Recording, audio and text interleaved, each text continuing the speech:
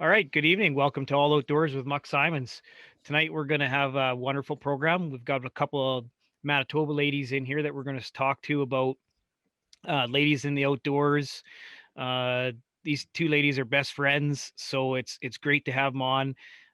If anybody follows them on social media, you know that they're very active, fishing, hunting, and just basically getting in the outdoors. Tonight we got April Willis and Mellisa Lindsay. Welcome, ladies, and thanks for joining us on the program tonight. Thanks for having us. So first thing, Thanks for having us. yeah, you're welcome. Let's talk about how you guys met, and what brought you guys to where you're at right now with your social media and your outdoors. You want to start, April? Sure, you'll have to correct me on a few things. Just put words in my mouth if I'm wrong. So Melissa and I met through a mutual friend. I knew this gentleman previously from some hunting experiences and things, and was on a small outdoors show that he had produced. Me and my dad were part of kind of his group, and Melissa was as well, but we had never actually met. And so at one point, we had all kind of as a group decided we were going to go to the outdoor show, and that was the very first time we had ever met kind of in person, which was very like, I didn't know Melissa, so I didn't really, it's not like I talked her up at all. And I think Melissa was kind of quiet. So we didn't really get a chance to interact that much then. But this mutual friend of ours had decided that he was going to put on a kind of a women's turkey weekend, and Melissa was hosting at her house. And I was just like, sure, yeah, I'll come hunt a turkey. And I just showed up at her house, brought some food, and turkey hunted with her and stayed at her house over the weekend. And that's the first time that we really got a chance to kind of get to know each other. And Melissa, I know before you say your piece there, did you hunt and fish and stuff like that before you and April kind of started hanging out? Because I you said off air that you Um, really didn't start hunting until like 8 years ago, 9 years ago. I think that was my second year hunting. I didn't grow up hunting. I grew up in Nova Scotia and I lived in the country. So I spent a lot of time outdoors, had family that hunted, but my father didn't hunt. So it's just something that, and back then growing up, not a lot of women did it. So when I moved to Manitoba and we're living in this rural area, it was just, I don't know, it was something to do and it was something to get outside and do. So I just kind of decided to start. And the year before was my first year turkey hunting. And I actually shot a turkey and then just immediately became addicted. And that's all I wanted to do. So that's when I got involved, like April said, with this outdoor show, just posting a few pictures online, and you just start kind of connecting with other like-minded people. So the rest is kind of history. I actually used to be really shy, and like April said, we didn't really talk a whole lot that first weekend that we met, but I don't know, just connecting over stuff like this and being in the outdoors just really seems to, it brought me out of my shell at least and gave me a lot of confidence. So it's been a really amazing experience.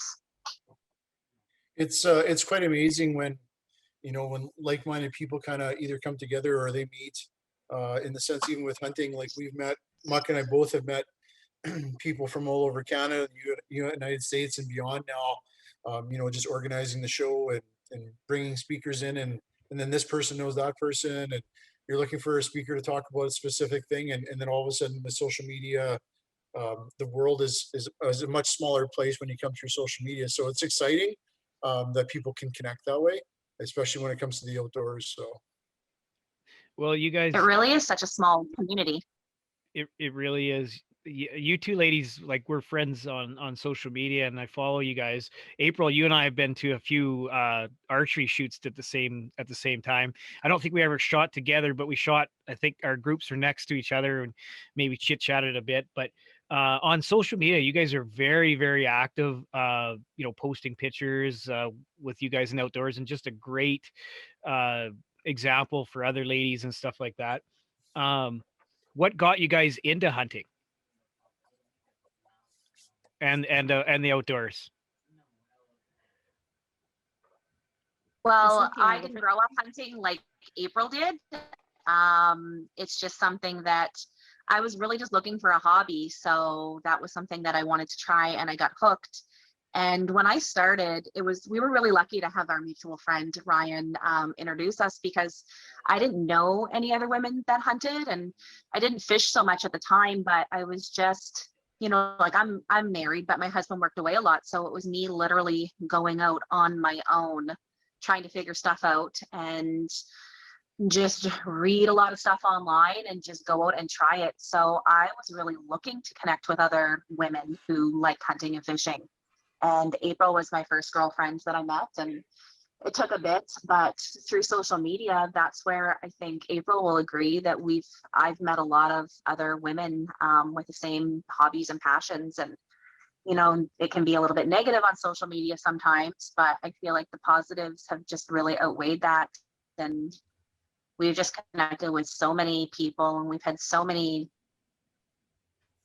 amazing adventures that I'm sure we'll talk about throughout this. But yeah, it's all new to me, and I feel like it's only been, I guess this is year 9 for me, but I've really immersed myself in it, and it doesn't seem like it's that short of a time that I've been doing it. I feel like I've been doing it forever. But yeah, April was lucky. She got to grow up hunting and fishing. Yeah, I did. Some of my earliest memories are actually elk hunting with my dad. And I was probably, I'm not even really sure, maybe 4, 5, 6, something like that. And I remember wearing a like Barbie doll purple one-piece snowsuit and sleeping on the platform stand that my dad had made while he was elk hunting. So and the stories that dad tells me is that my mom works for home care, and she's worked for home care as long as I can remember.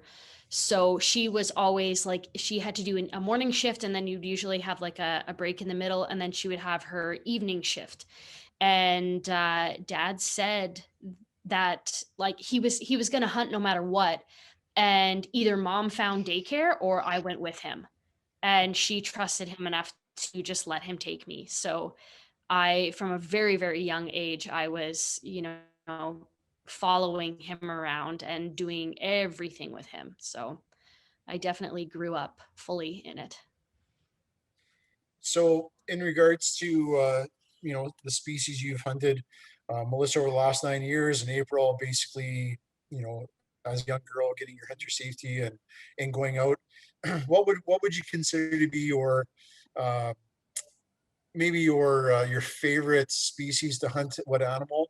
And you just want to share maybe that experience with us? Maybe one thing that kind of just stands in your mind. If it's a deer hunt, or it's a turkey hunt, or an elk hunt. We'll start with Mellisa. What you start with you, since you're the kind of the newbie when it comes to the hunting scene. Well, my name on Instagram is Turkey Girl. So I think, yeah, probably turkeys would be my favorite. I do actually really enjoy elk hunting. We have a draw system here, and depending on the zone you put in, you don't get a tag very often. So I've done it a little bit, and I love it. And I would still love to shoot an elk someday. I've not been successful, but yeah, turkey hunting.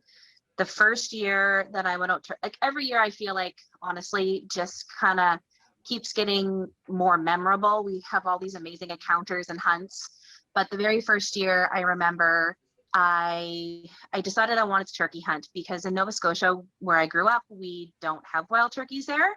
And I would see them all over Manitoba and just think it was the craziest thing. So I didn't know anyone that turkey hunted. I didn't have a lot of friends that hunted. So I just did a bunch of research online, got my husband's shotgun that he used for waterfowl, and got some turkey load, and did my research, got a few cheap decoys and calls, and just went out to the woods hoping I would find a turkey. And I hunted the whole season. And it was that last weekend, or actually it was Thursday night. So it was just a few days left in the season. And I actually called in a tom and shot it. And I thought the hunting would be the hardest part of it. I was just so excited that I actually shot a turkey, and I was on my own. and I realized that I've never cleaned a bird before in my life. And it was 8:30 at night by the time I got out of the woods, and I had no idea what to do. It was before I even had internet on my cell phone, and I was just watching a bunch of YouTube videos in the house. And then I would come out to the garage and start trying to clean it, and then I would come in and watch another video. And I don't think I got to bed until 2:30 that night. That's But okay. yeah, I just did it on my own. I was so proud of myself from start to finish. And the butchering job was horrible, but we ate it for Thanksgiving that year, and it was pretty tasty. And yeah, Well, I you know, took a it's few fun. pictures, but I didn't post them. It's funny that you mentioned you like elk hunting, and I've said it so many times because I'm a big elk hunter, and turkey hunting and elk hunting is so similar that if you like one or the other, you generally like you'll like them both because you hunt them very similar. Like you decoy them, or well, you don't decoy elk so much, but you call them in, you camouflage. And with turkeys, like I if you even move, they'll see you. So I mean, it's so I love it. Actually it's probably second favorite animal for me to hunt is turkeys too.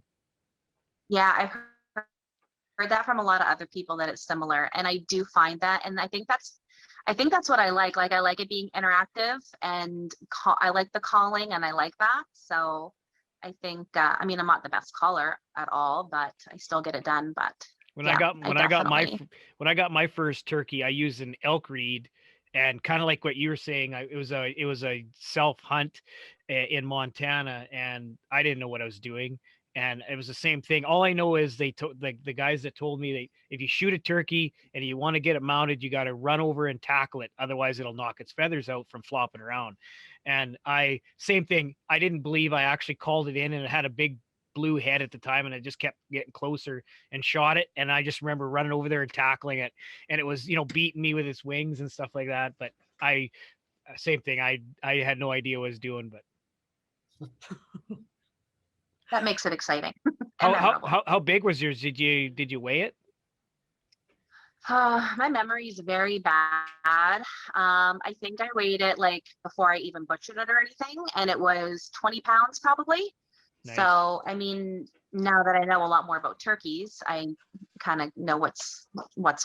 But I mean, it was a mature tom. It didn't have a very long beard. I think it was maybe 6 inches. It had one spur busted off, and it wasn't like we have a lot of turkeys that live in farmyards basically, even all year long. And this one, I also hunted in a wildlife management area.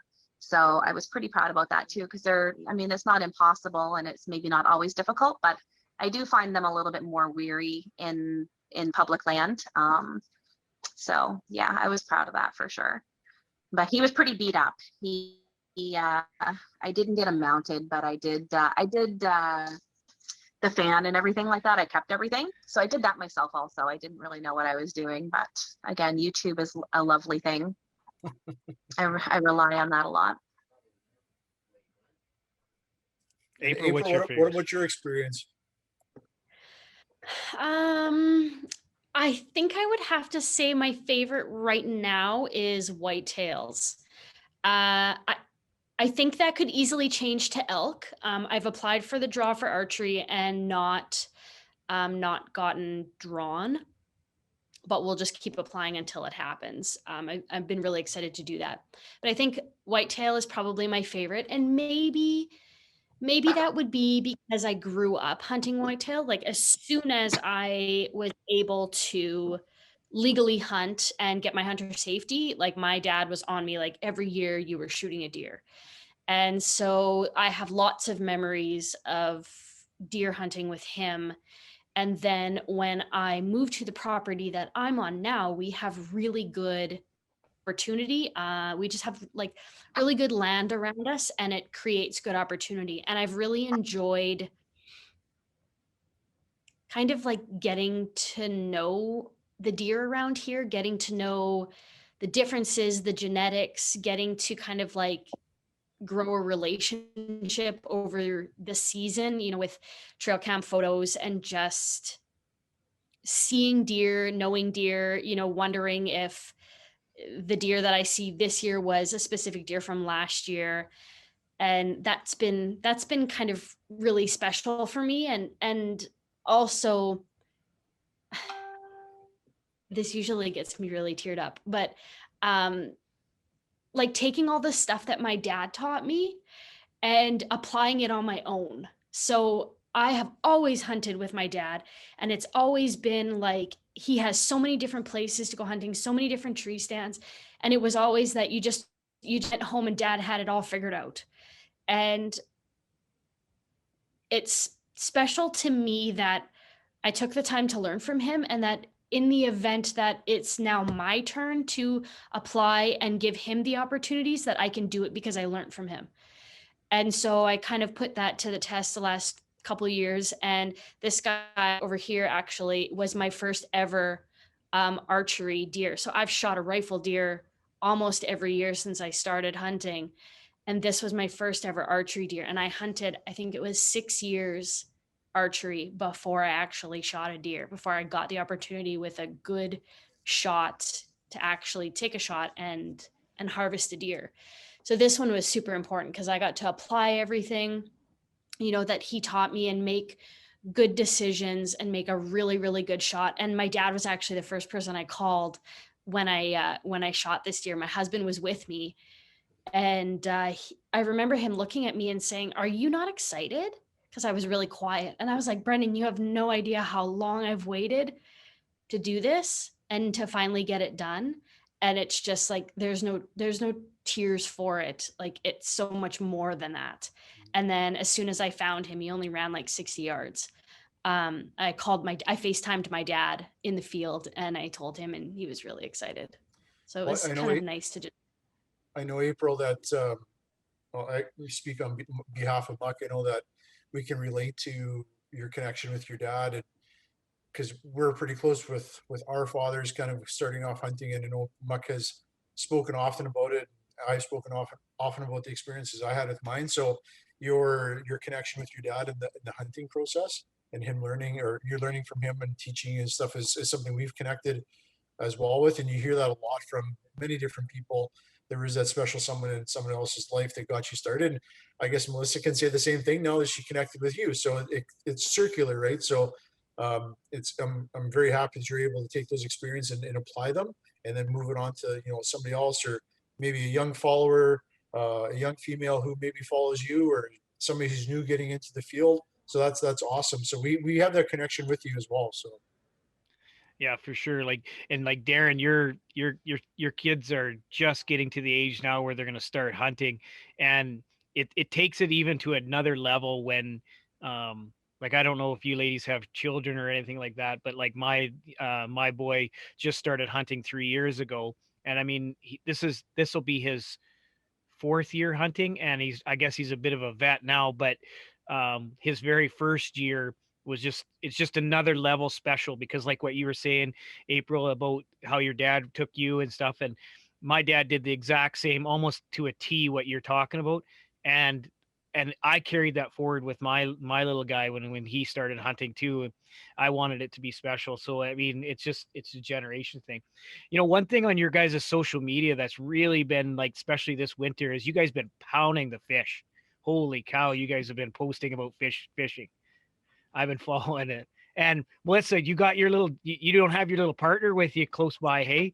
Your puppy? Yeah, she's right here, Because but she's being naughty tonight. I Do you want to see. see her? Well, I'm sure people will, but I think the picture that you just took, was it today or yesterday, that you shared, that holy cow, like Cabela's Canada even shared that. That was pretty impressive. Yeah, they did. They shared it for National Puppy Day today. So that was pretty cool. She's kind of getting a little famous now. Yeah, but you guys sure been pounding the fish. Like, um, what would you say is your best species of fish to get? Like, you guys are the crappie. It's so hard. I feel like to pick a favorite, it just varies because I don't know, I call myself a multi-species angler. So I just like trying new things and targeting different things different ways. So like ice fishing is amazing, but than open water. There's so many different techniques that we can do depending on what we're targeting. So I feel like, I don't know, maybe I'm speaking for April a little bit this way too. And I know she has some of her favorite species, but I think I enjoy breaking down a lake. April does a lot of research. She actually does more than I do, but just figuring out structure and different things for different times of year as far as like what they're feeding on and everything.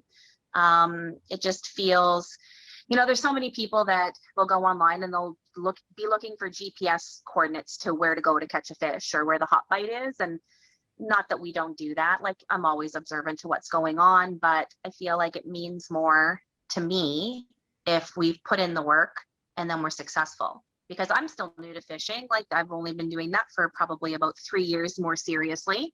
And every time we go out and we go on a big trip and succeed, or even just a small trip and it's something new, then I don't know if it's because we're women or if men are the same or not, but I don't know. It's kind of like, if you can get emotional about it, like you feel super proud when you're actually finally everything comes together. That's what I like about it. Yeah, What do you think? I think this ice season, Muck, I think your question was like which species this season was like kind of our favorite. Yeah.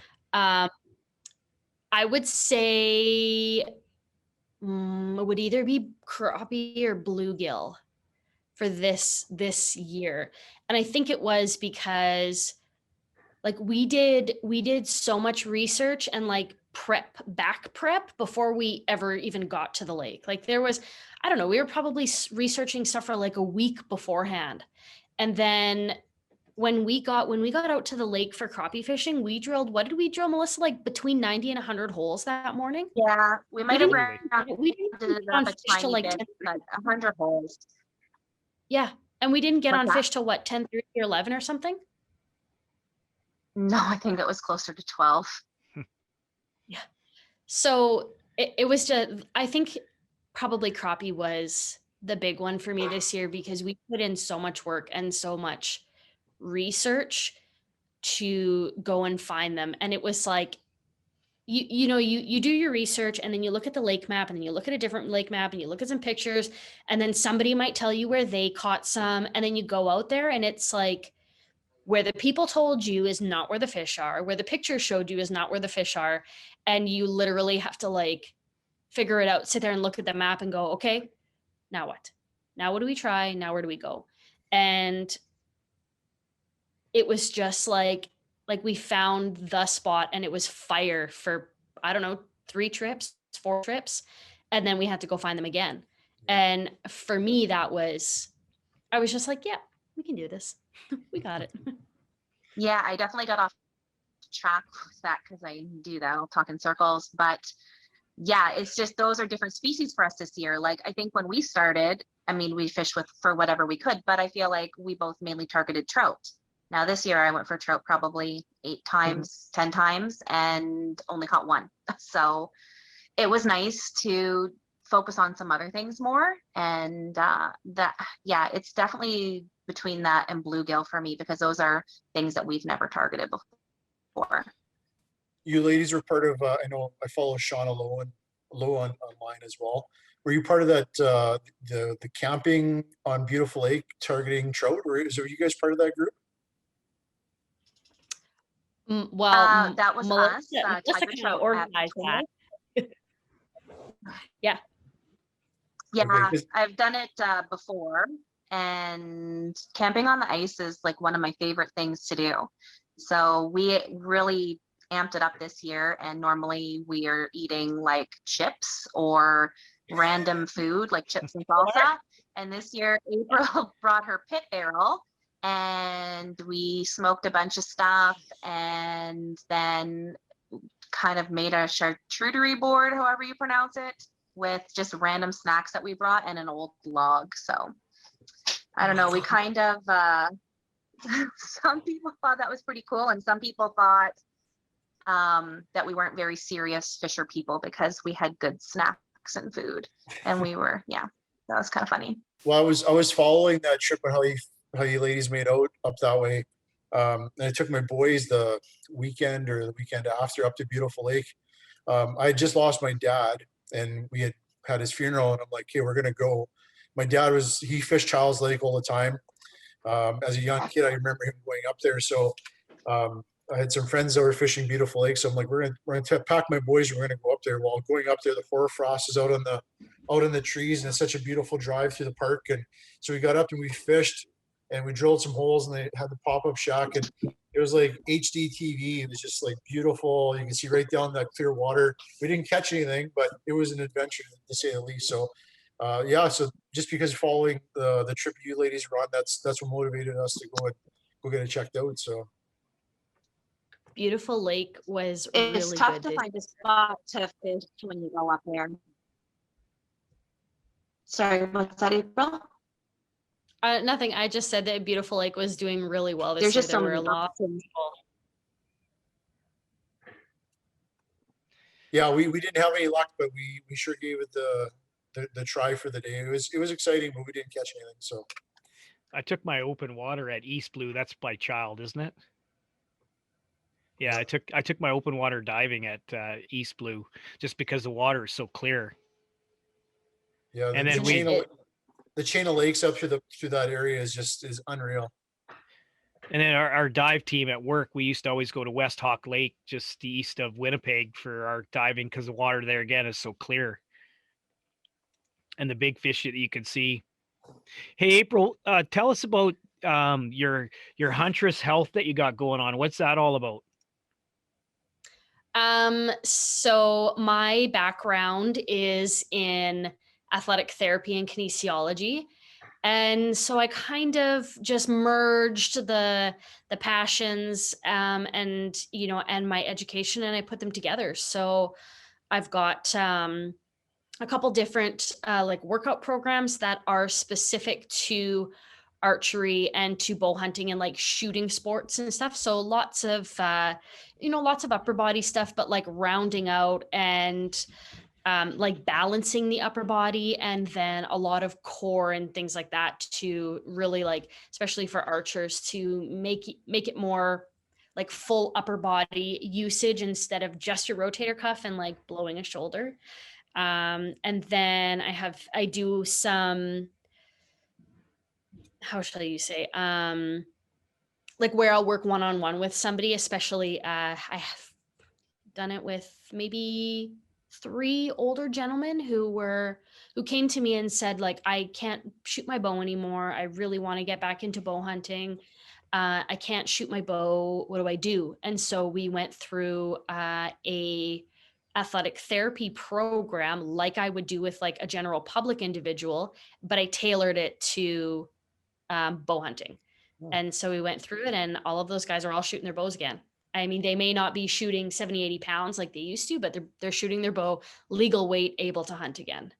So that's kind of the main stuff I do. And I have a nutrition certification, so I kind of do that as well. And that leads to like, ladies will come and they'll say like, I want to lose a little bit of weight so that I can pack again, or so that I can do a backwoods hunt or whatever. And so we go through a whole program and a nutrition program with that to kind of get them to their goal, which really turns around like when they originally say, I'm looking to lose weight. And then we kind of dig deeper into the goal, and it's really not that. And then we sort of tailor it to what they do really want. If somebody wanted to get a hold of you for that, how do they get a hold of you? You can, through social media is the easiest. I'm always on there. So they can either find me at Hunter's Health on like Instagram or Facebook, or on my my personal Instagram too. Either one. Perfect. Well, So- it's sorry, Mark. No, go ahead, Darren. Like you kind of hit the nail on the head there. Like, a lot of people sustain an injury, older hunters, and then they think, what, my career's over bow hunting wise, or they've been saving up for a trip of a lifetime, and they get hurt, and they think it's over for them. So that gives hope for people. So that's awesome. That's the first I actually heard about that. So I will definitely follow that for sure now. That's really cool.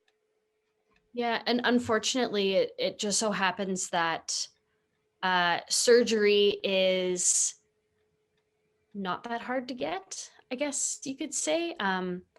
There are a lot of places that will just give you surgery to fix a shoulder when it's not really necessary. There's steps that you can take before surgery, and a lot of time it's really helpful to the point where some people decline surgery after that. Like I had a gentleman that he, for whatever reason, shoulder stuff is in their family, and he had been considering it, and I just said, like, just let's try first, just let's try. And if you're not feeling any different in 3 4 5 weeks, then then you can discuss getting that consult again. But I said, even if you need to write down all of your symptoms, all of your pain levels, and how much medication you're taking, and I'll keep seeing you for those many weeks, and maybe 2 sessions a week or even 1 session a week. And if at that time you feel no different, then go for your consult. But if you feel different in the slightest little bit, then we keep doing this. And it's helped. That's cool. So, ladies, how do you feel about, um, like, like it or not, you two and your friends are becoming role models for young ladies that are getting into the outdoors. So, how do you feel about that? Are you running with that? Are you doing stuff with the youth and stuff, and with other girls, like young girls and stuff like that, or other ladies that are just getting into it? That's a very loaded question. For me, like in the beginning, it is. I'm going to try to stay on point this time because I tend to get off topic, obviously. In the beginning, I had people reach out to me about turkeys and turkey hunting because, some areas of Manitoba don't have as many turkeys. Like we're pretty lucky where we are. And I've had a little bit of success in the beginning, just kind of pure luck, but also because I spent so much time working at it. But I felt uncomfortable in the beginning because I was a new hunter and I didn't really feel like I knew what I was doing. But I did enjoy, like, I like taking pictures, and I was just so happy to be out there doing what I loved and finally finding a passion that I was always posting about it. So eventually I think last year was the first year I didn't take out a new turkey hunter. I did hunt with April, and then Shauna came out and shot her second turkey last year as well. But with COVID and everything, it was really hard to plan anything, and you just want to be following all the rules and not getting into any trouble. So it was a tough year last year, but every year I've taken out at least a few new hunters, or new turkey hunters, and I really do enjoy that because I had mentioned before that I didn't really have that. I had a little bit of guidance from people that I've met in my journeys, but a lot of it I just had to figure out myself, and I felt good about that. But not everybody has the confidence to go and do that. So it's nice to be able to give back because, yeah, it's just, there's so many women now in the hunting and fishing community that it's just growing and growing and growing. So it's really awesome to see and to be a part of that. I have taken out a few kids as well. So it's just, it's hard to find the time. Like, you work during the week and there's only so many weekends in the season. So yeah, it's usually a very busy spring. But yeah, I do really enjoy that myself. And April's been involved in that as well with turkey hunting. So Yeah, I don't I guess, like, I don't know. I'm not as big on social media yet, so I don't have a lot of the, like, people coming at me and asking and that sort of thing. So last year was my first time ever having somebody like approach me and ask for some help. And actually, it was through my husband. It was a gentleman that he knows from his hometown, and his son wanted to start hunting turkeys. And so, with it being COVID, I said, well, you know what, like, I'll give you some pointers and some tips and things like that, and I will ask for permission on the spots that I have. I'll set everything up for you, and you guys will just kind of have to go by yourself because of COVID, and I didn't want to get in trouble. So they went out, and I don't recall them getting a turkey. I never got any like big news or anything. So um, that was kind of the first time. And then recently I've had a couple ladies actually come to me and say that they would really like to get into bow hunting, and they just don't really know how, and they're just not confident yet. And they've been to some shops and just didn't feel comfortable taking instruction from a male. And, whether that's just not getting along with that particular person, or maybe just feeling super intimidated. But they had said, you're a female, and it would be really great if we could do some sort of training, if you want to call it, and to help them get into bow hunting. So for me, doing any kind of like mentoring is kind of new, actually, in the sense of taking somebody out or having somebody one-on-one. Like we've done lots of different classes and things like that. So, mentoring for a short period of time in a class or a Zoom call or a seminar or something like that, that's not new to us, but it definitely one-to-one is new to me. So I'm starting to do that. Well, I think I think both your guys' social media sort of as standalone, if that makes sense. I mean, just the fact that they're seeing you guys out there and stuff like that, I think is encouraging ladies and young females in particular to get into the outdoors. Doesn't matter if it's fishing or anything like that. And just the fact that Instagram and Facebook and seeing you guys there and having, I mean, it's not just always there with an animal, it's always with friends. And there's like Mellisa, you've been putting your puppy in your pictures like crazy lately. Yeah, I tend to just share what's going on in my life, and that's a big part of my life right now. So I don't know. I don't really follow the rules on what you're supposed to post online.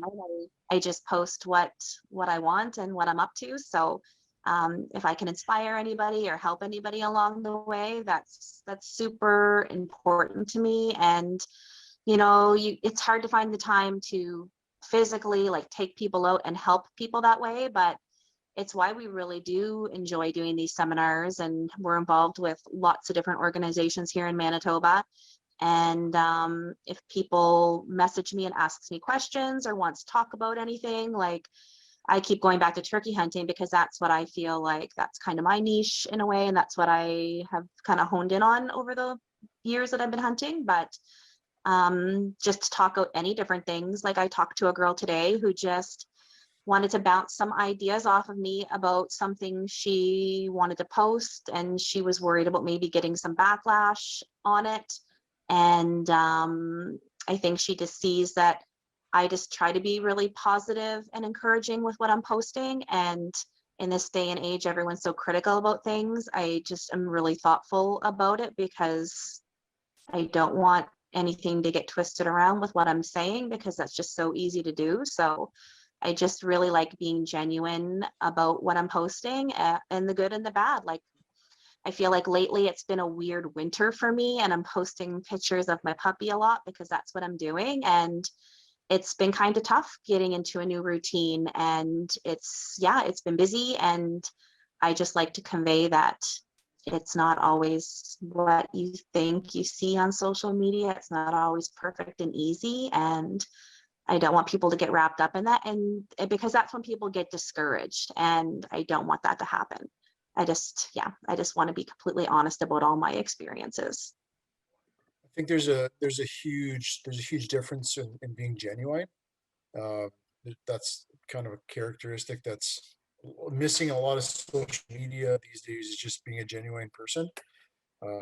Posting and letting people into your life, and showing these things can be done. It opens a gateway or a doorway to, you know, like you said, some of these people that are approaching you and saying, hey, I follow you, and I appreciate this, and then they start bouncing questions off of you. So, hats off to both you ladies for that. I think that's a huge characteristic to have, is that just that genuine spirit. So Are you guys like working with any companies, like any merchandise or anything like that? Like, are you guys sponsored by anybody? I think I kind of fly under the radar with that kind of stuff. I've not been approached by a lot of people, so it's kind of easy for me. But April and I are both we're pro staff for DSG, Ladies Outerwear. Oh, wow. And that's what we wear when we're ice fishing. That's what we wear when we're hunting or when we're open water fishing. That's something that I really struggled with when I started hunting. I'm also a plus size girl, and there's already a lack of ladies clothing, let alone something for someone my size. And when I came across this company, they have such an array of different types of clothing for everything you could be doing. And yeah, pretty much every picture I wear, it's everything is DSG. They have a really great line of clothing for ladies. And April, yeah, she's with DSG as well. Nice. Where does it like? Are you guys reps for them or just pro staff? Just pro staff Perfect. or field staff, depending Nice. on the line of clothes. See, more about the last 7 years, I'm seeing more and more companies start to figure it out that, there's more ladies in the field as well, and they need to be comfortable, and instead of wearing, men's style clothing that doesn't fit, there's more companies starting to recognize that, which is great because they're trying to serve their clientele. So that's awesome. That those companies are doing that, and you're able to represent that in your posts and stuff as well. So Hey, ladies, why don't we talk about your And I virtual seminar that you got? Go ahead, April, and finish your point. But I want to talk about your guys' virtual seminar you got coming up. Sure. I was just going to say, I find that like a lot of companies are really tapping into the females in the outdoors. Like there's a few different companies that we like quietly rep for as well. Like we're with True North Baits, which is fishing baits. And like in honesty, right? Like women are getting into fishing more and more and more, and there are a lot of women that are very, very capable fisher people, and so why not tap that, right? And then like I'm also an ambassador for Panoramic Outdoors out of Manitoba. And same thing, right? Like there are a bunch of guys, and then there's females who are in the outdoors and who are, empowering other women to do that. And so have one of them on the team. And then like Joe Brooks, I do a lot with them. And so same thing, like, right, female archer, female outdoorsman. And so there's just so many people who are understanding maybe that women in the outdoors is growing. Like the number of females that are participating in outdoor activities is growing so much that those ladies want and need people to look up to, or to be able to say, okay, well, if she's using it, then I can use it. Like in the sense of DSG and the outerwear is I need something and I trust Mellisa, and I see that Mellisa is using XYZ product, and I feel comfortable with her and I trust her. So I'm going to ask her about it. And if she's using it, then I think that's something that I would be comfortable using as well. And companies are smart to start understanding that. I get a lot of messages from women actually, and maybe other girls do too, but like a lot of the stuff is not in stores in Canada, and hopefully DSG stuff will be in the future, but people are constantly messaging me, asking me how stuff fits and about the quality and stuff like that. So it's nice when you're looking for this clothing to have people who are actually wearing it to talk to about it and get feedback on it. And they have a full line of outerwear. Yeah, So like they have much. everything from socks and base layers to pants and jackets and t-shirts, lots of different styles. They got like the ice bibs and jackets. I mean, we could talk about it forever, but it's like a full flotation suit. It's a very warm suit, and then the whole hunting line for all the different seasons. And yeah, everything. We've just been getting some feedback and giving our own feedback on the new line for open water for DSG. So it's been kind of a fun process to be a part of, with the styles and the colors and just the different items that are going to be coming out. Like we're a part in deciding some of that stuff a little bit, because we're the ones that are wearing it and have been giving feedback on the different items. So yeah, they're just always looking to come out with stuff that people want to wear and that works for everybody. So they put a lot of thought into that, Nice. which is refreshing. So, ladies, let's talk about your virtual seminar that you guys got coming up. It's on April. What day in April? 16th? 13th. Is 13th? it 13th? Yeah. Pull it So, up, so, calendar. so, and that's Manitoba Outdoors or something are putting that on, right? Manitoba Manitoba Wildlife Federation. Okay. So what can people expect, and how do they join, and how can people, share in with your seminar? Well, we just got told today that the seminar is actually full. So we've had 100 people sign up for it, which is a little unexpected and surprising, but yeah, it's pretty awesome. That's the biggest one we've done. So I'm not too nervous about that yet. We'll see what happens that day, but we've done enough of them now. Like we've done a lot of them in person until COVID. We've done a few online ones, and I think they've gone really well.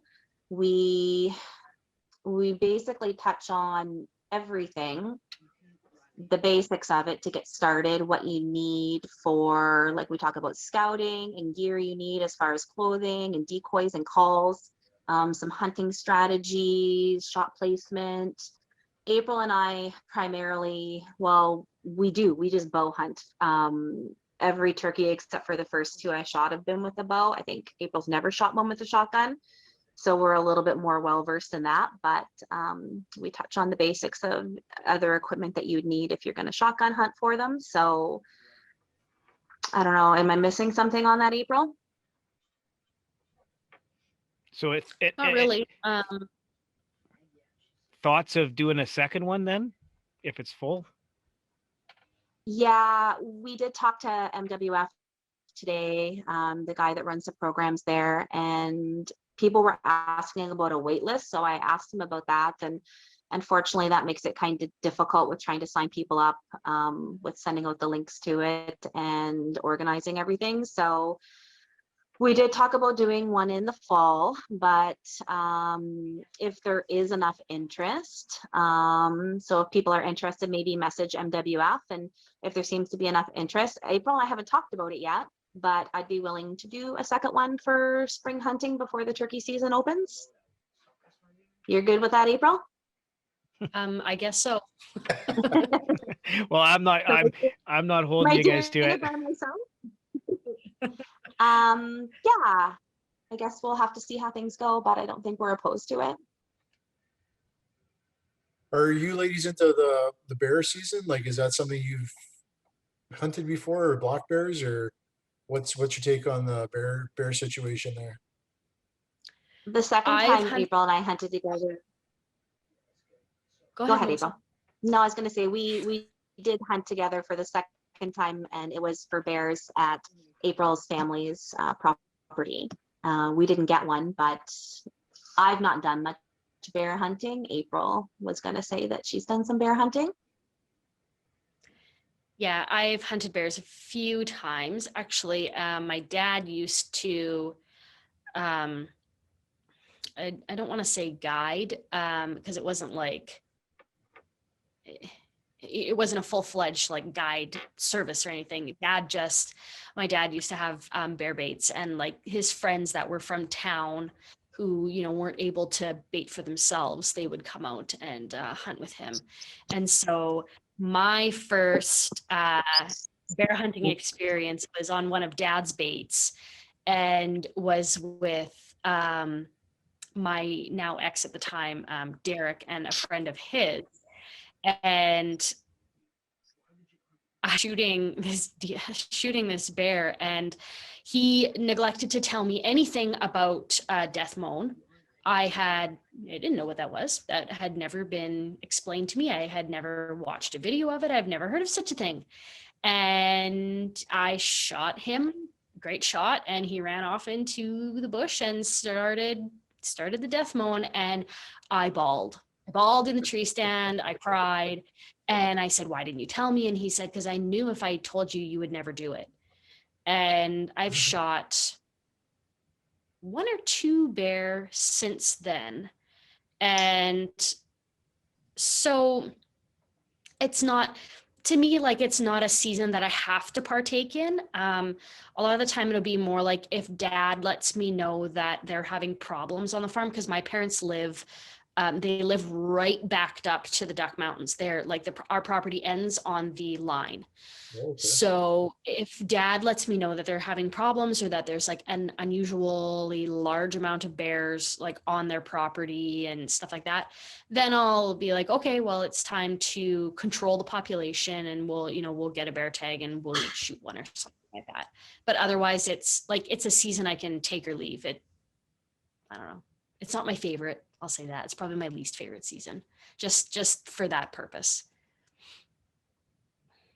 I've never shot a bear, and I would actually like to have the experience, because I have tried some bear meat before and I've had stuff that's not good, but someone did prepare it for me a different way and I thought it was very good. So I just like new experience. My phone just fell down. Sorry, guys. It's just hard in the spring because you spend so much time getting ready for turkey and taking other people out turkey hunting that you don't really have a lot of time to bait or prepare and do that. So I might have a chance to do a little bear hunting this spring. I'm hoping to. Usually I try to get into Manitoba to hunt bears too, but I'm hoping that they open it up for this for Saskatchewan residents. Yeah, I don't know what's going to happen. I might have to call in some other friends this year instead of running baits in Manitoba.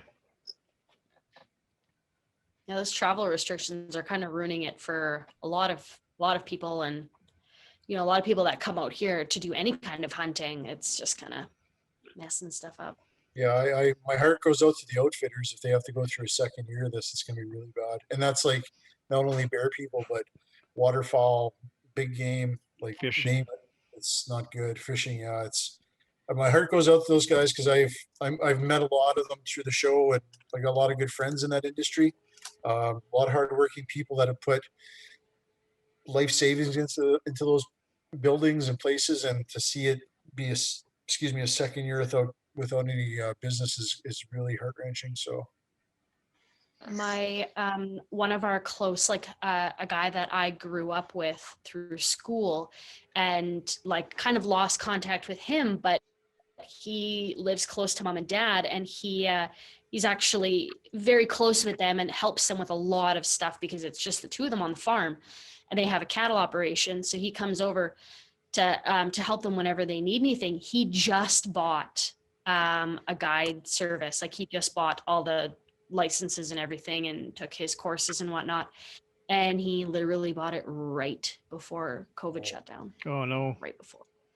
So, I don't know what the price tag is on an outfitting business, but I'm sure it's quite a bit, especially if you're buying all the tags and everything with it. So he literally bought it right before and can't have any business whatsoever. And it's, I feel for him, but we just gotta, like everybody says, we just gotta get through this, and then hopefully he can just have tons of people out and make the money back that he needs to make for buying that place. right. So ladies, tell us a story that maybe is one of your most memorable hunts or even fishing trips, and where you want to see yourself in even 10 years in the outdoors. What do you want to accomplish? What things do you want to do then? There's got to be a certain trip that sticks out in your mind. You know which one I'm thinking of, Mellisa. I don't know. Is it the trip you won? Yeah. Yeah, Ontario. So a what year was that, Melissa? Was that 3 years ago now? 3 summers? 3 or 4. 3, 4, something like that. There was a post on Facebook about to win a weekend trip, 2 people fly-in fishing trip in Ontario, and I don't even know who told me about it. I think I was with you that weekend, and you did your like, share, comment kind of thing, and whatever, and I won this trip. And my husband works away, and my dad works away from home as well, but within Manitoba. And so I won this trip, and both guys couldn't go. So my husband couldn't go with me, and my dad couldn't get the time off work either to go with me. So I was like, Melissa, we're going. And she's like, okay. And we're pretty like, we're down for anything. Like, one of us says like, we're going on a trip, and the other one's okay, tell me when, I'll be there. So we packed up a Jeep like full of stuff. We took our boater's license course like a day before or something like that. We did it online, and like, I've never driven a boat before. Are you kidding? So we pack up this vehicle and we drive out to Ontario. We get like up north of Kenora. We're sleeping, like we had to sleep in the Jeep in a park overnight. And I remember the back of the Jeep is just big enough to hold, I think it's a double air or twin air mattress or double air mattress. Bigger than a single, but smaller than a queen. And it fits in the back of the Jeep with the seats down. So literally Melissa and I slept in the back of the Jeep together. And I remember her being really mad about it, just because it's not comfortable to sleep on an air mattress in the back of a Jeep, let alone with another human. And we had like stuff on top of the Jeep overnight, and we were worried about the bears eating it. And we get to the place that we were flying out of, which was Showalters. And I don't do well on planes at all. I get, I guess, air sick, if you want to call it that. And I also get seasick too. So I didn't have any medication with me. And they like, you're in a 4-seater airplane. And I was just like, it's so beautiful, but get me off of this thing right now. And we landed, and he like left us, right? Like, he just dumped us and our stuff off of this cabin, which has no internet, no phone service. There's like a bag phone, and he's like, only use this in an emergency if you can help it. So leaves us there with all of our stuff, and pretty much like everything that could go wrong for us went wrong. Like, I flooded the boat the very first night, I think it was. We wanted to go like boating. I flooded the boat. The boat motor, yeah. Sorry, that sounds really bad. No, I did not dump a boat to the bottom of the lake. I flooded the motor. So I flooded the boat motor the very first night. Our generators quit on us. What else happened? I lost a fishing rod. Melissa I think we caught a pike or something like that. And I went to go grab the net or paddle or something and move things around, and I threw my rod over. And then we got caught in a rainstorm. We were out in the middle of the lake, and there were Lakers. There's apparently Lakers in this lake. And so we were fishing for those. And we like, this is pretty much when we both started like open water fishing. And like, we have no idea what we're doing. We probably don't even have the right tackle for it. And I remember Melissa had her line like way down in the water. And I remember looking over the trees back at the cabin, and there was like dark clouds coming. And it's kind of like, oh, well, like we'll you just finish what we're doing here, and we'll slowly make our way back. And I remember like, she sets the hook, and she's like, I got a fish on, and she starts fighting. And then the clouds are over top of us, and it is pouring, and it's whitecaps, and we're in like a little tinner. And I just remember like fighting to get this fish in, being poured on, like, and I remember yelling at you to put on a life jacket. And then we like drove the boat across the lake into like a little bay, and just sat there, like anchored pretty much in the middle of nowhere in a bay, and just waited for this rainstorm to be over so that we could go back to the cabin and like get unsoggy and just like cross ourselves that we didn't die in a storm on a lake in a boat that we've driven before. Like it was just everything that could have happened. I got a sunburn, the worst sunburn of my life, because I decided to lay on the beach. Like, it was everything happened. You have fun? I would do it 800 times over. Every like mishap, I would do it over again. It was amazing. That's funny. Mellisa, do you got a favorite hunting or fishing story? Oh, there's so many, but I remember 2 turkey seasons ago, April and I were hunting together, and besides the very first time that we hunted together, we generally don't hunt together. Like I solo hunt for my own turkey. Like I take other people out, but I solo hunt myself a lot. But we started hunting together again that year, and we went in to my regular spot. We had scouted the night before and had an idea where the turkeys were roosting. We set up a ground blind in there, got up early, came in the next day, and we crawled into the ground blind. And I didn't really pay attention to what April was doing. We're both bow hunting. We're trying to double up on a bird that morning. And I look over at her and she's sitting in a giant lawn chair. And I'm like, why do you have a lawn chair? Like, how are you going to shoot your bow out of that? That doesn't even fit in this ground blind. So I ran back to the Jeep and got a stool because I had an extra one. And then I got back and I realized I forgot one of the decoys I wanted to use, because I normally carry around 15 decoys in case there's a specific one I might want to use in that given moment. So I went and got that decoy, and it was starting to get light out, and we didn't notice when we walked in, but the turkeys were roosting over top of our heads, and they were watching us run around like a bunch of idiots the whole time. So I was kind of mad. I was like, we're not going to get a bird. This is a waste of time. But the sun came up a little bit. The turkeys flew down right in front of our ground blind. I don't know if they thought we were cows or something. And within 5 minutes or probably less, this big Tom works his way in. And I told April to shoot him. She shot him. He flopped over. Like normally when you shoot a turkey with a bow, it runs off and you have to go find it. But hers just flopped over. So we literally were tagged out it was before 6:30. So we were all excited and proud of ourselves.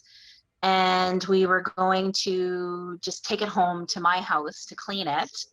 So we got a little distracted on the way. We were watching the sharptails dance. We found a lek. So we were taking pictures of them. We found some elk. We were taking pictures of them. And we pulled over in this wildlife management area to have a snack.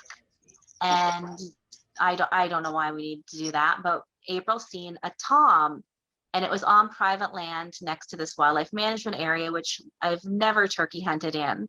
The turkeys kind of go in there a little bit, but they don't roost there, and it's just not somewhere where I thought would be a good hunting spot. And I must have been really jacked from having such a good hunt that morning, because I'm usually very by the book and I have my plans pre-made out, and I don't normally deviate from those. I like to feel secure in what I'm doing.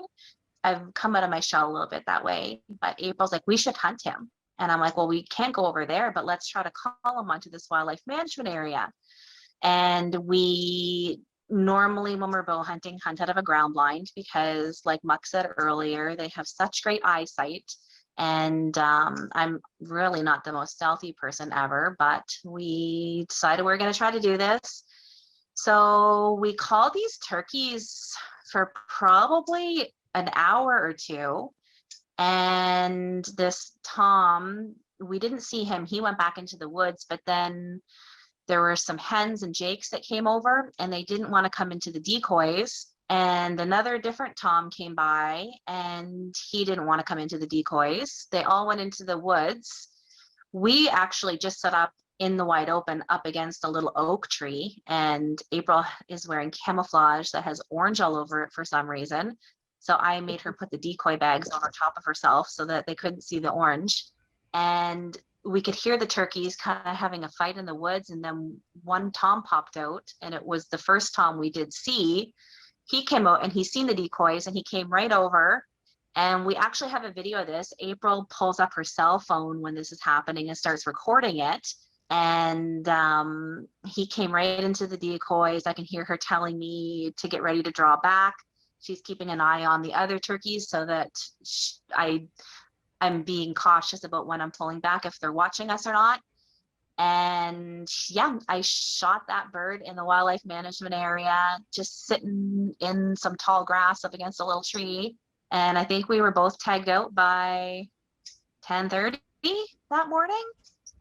It was So, yeah, before we noon. just went home. We were by like noon.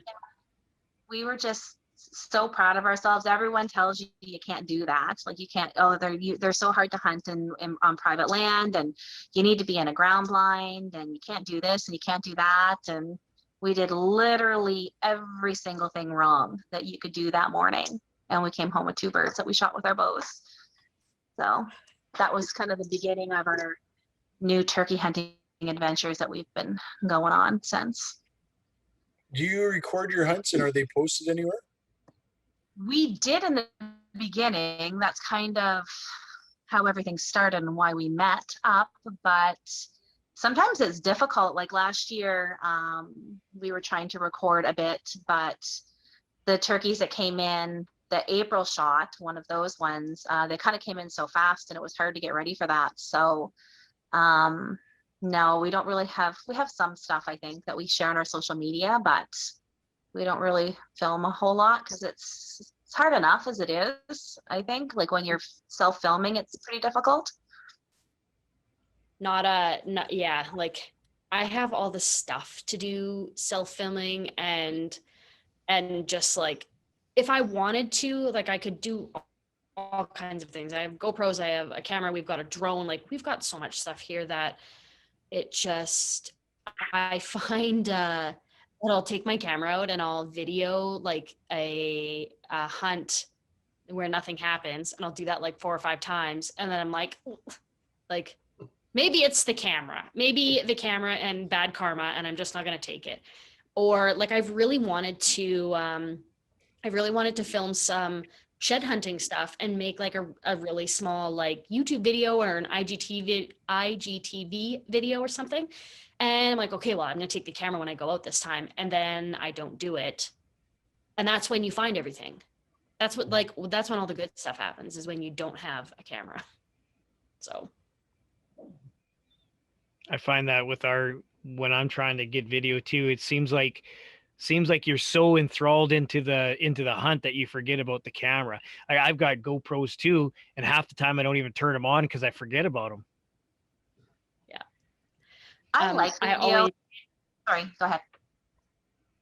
I was just going to say, I find it really hard to, a discussion that my husband and I always have is, I know that it makes good shows to, show drawing the bow and a lot of clips that you actually have to take after the fact or before it actually, to be able to add that to your videos.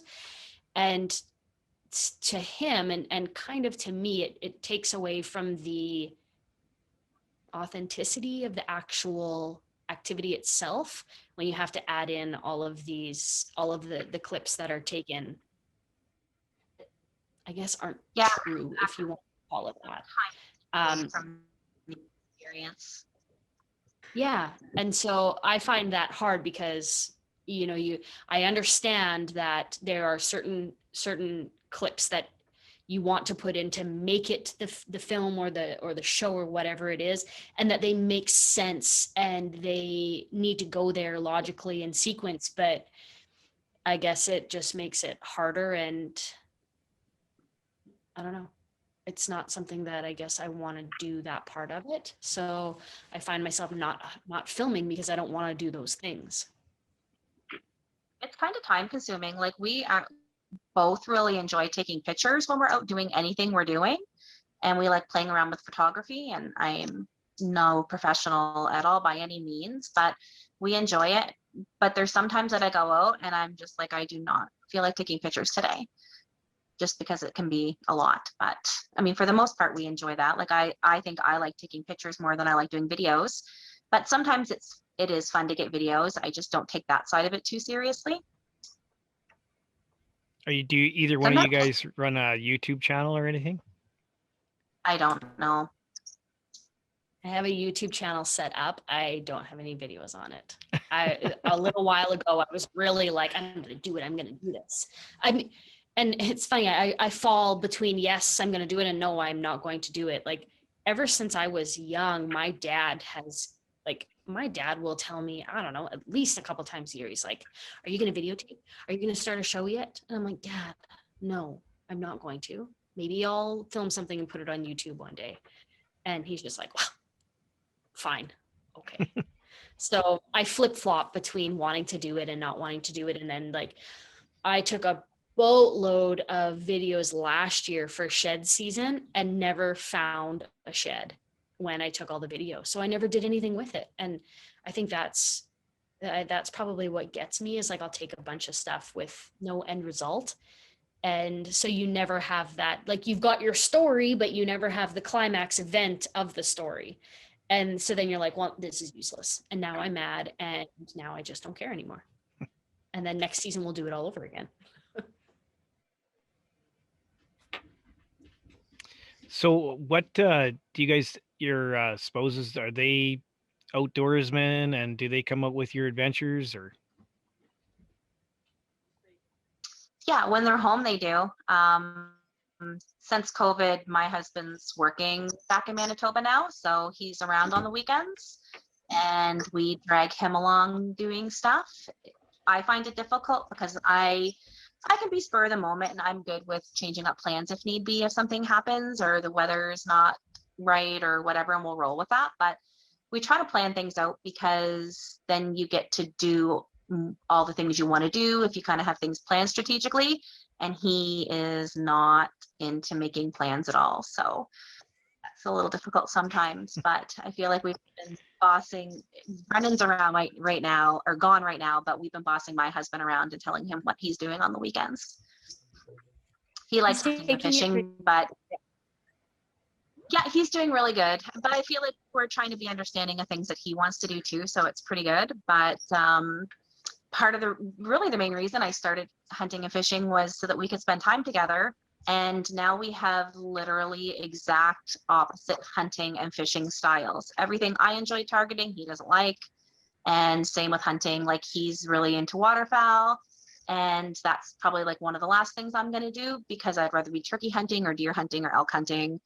And now we have an Irish setter, which I would like to train for upland. And he does want to train her for waterfowl too. So I think we have our work cut out for us, but we generally cross paths at home. And then we're off hunting and fishing for different things when he's around, which is weird.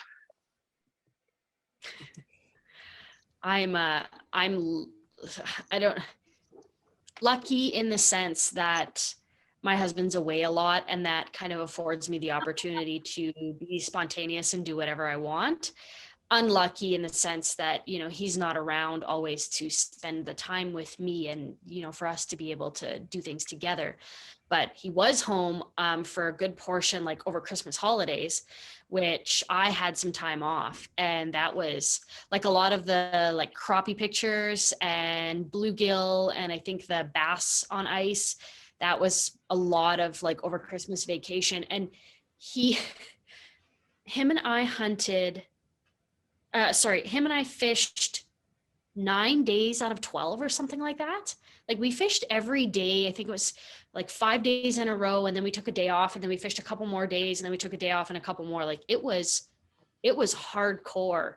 And I really enjoyed it. Like, it was great to, just spend the time with him, even though we were dead tired. Like, the day that you had off, we slept until like noon, but it was nice to have that time with him and to like really go hard and do some fun fishing until, and now I don't get to see him for a while, and then it'll be open water season and we'll do it all over again at the lake.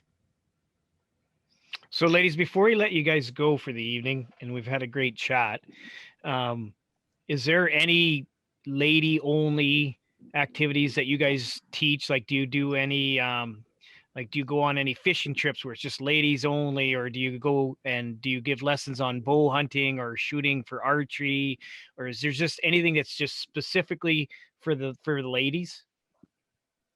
We I had feel so like many all plans. only. What's that? It's like I feel like all of our adventures and our trips are ladies only. Like everything is anything that's like more than one day is always like husbands get out. Like where it's all. But in Well, terms of, go ahead. no, I was going to say last year we had a lot of plans of different things we wanted to do. April was going to put on a bow hunting course. I wanted to do a ladies learn to ice fish day. With COVID, we couldn't do any of that. So I don't know. I feel like we could maybe do some online seminars about that, but I don't know. I feel like it's just way better in person. So we've just been kind of holding out, waiting to see what's happening, but it's definitely stuff that we talked about and do want to plan. Mhm. In the perfect world, if COVID would just go away already, then we would have bow again, which we've taught at for, I want to say we've been there for 4 years, I think. And that's a ladies, like being an outdoor woman. That's a ladies program. And then if COVID will ever go away, then I planned a whole bow hunting seminar weekend. And then COVID came. So then we'd be able to have that, and we'd be able to have your ice fishing session. And I have just under 14 acres of property, and we have a really nice valley with the back, like the valley comes in and then there's a backside. So I've been tossing around the idea of doing some 3D archery here and kind of twisting that to, I've had a couple girls ask about learning to bow hunt and wanting to learn from a female and them already knowing me. So I've been wanting to kind of, I guess you could call it like private lessons, to start them into archery and with a small 3D course and learning about, shooting animals, and then to transition them into their first times bow hunting. So someday we'll be able to do all these things again. Well, before we let you go, Darren, you got anything for these ladies? This is my first interaction. I guess you want to call it Zooming or whatever, speaking to you ladies kind of face to face. I do follow you on Facebook and your adventures and stuff like that. So it was very nice speaking to both of you, and we hope that the Parkland Outdoor Show and Expo comes back hopefully this fall, if not next April, and we'd like to see both of you there. But I guess more so than that, I guess thank you for being a sounding board or being presentable, that a young girl or somebody who is maybe a first timer is able to reach out to you ladies and feel confident and to seek you out for information, and you're there to guide them or help them. I think that's key. I know that there's lots of young hunters who'll reach out to people like a Steve Eklund online, and Steve's really good at doing that, or Cody Robbins or whatever. And it's nice to see that realm coming full circle for ladies in the industry as well. So it's having a young daughter myself, I hope that that's something that she will pick up on, but having that avenue to reach out, and you're answering the bell and taking the time to answer those folks, and opening up that avenue for the outdoors. I really appreciate that. So thank you very much. Yeah, Thanks, for Dan. saying. So yeah, ladies, like, I just want to kind of piggyback off what Darren said. Like, thank you very much. You guys might not feel like it, but trust me when I tell you, you guys are mentors. There's young ladies and there's first time hunters out there that are looking to you guys. Keep up what you're doing.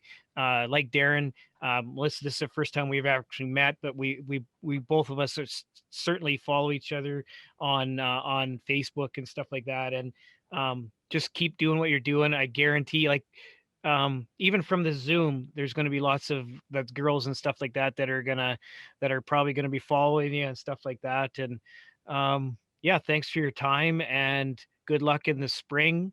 Um, yeah, I wish I could hunt turkeys. I'll tell you what, ladies, that's my addiction, but I don't get to do it very often.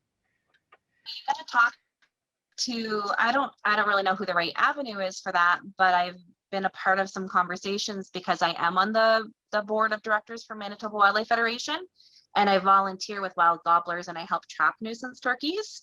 And there was talk about Saskatchewan maybe looking to get some turkeys introduced, and I don't know where things stand or what that's looking like right now, but maybe start talking to some people and kind of light a fire under them to finish that legwork I know to get some turkey.